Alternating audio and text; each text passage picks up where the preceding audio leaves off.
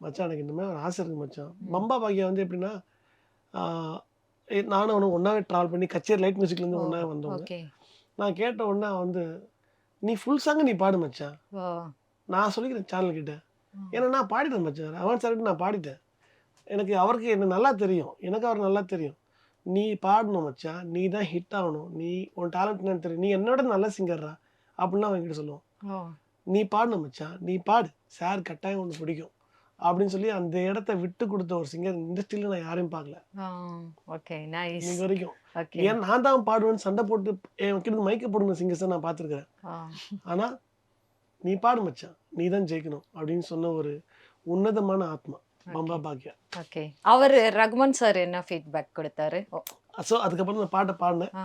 ஆனா இன்னும் சம்திங் ஆ ஒரு நல்ல சந்தர்ப்பத்த நம்ம வந்து ஆ.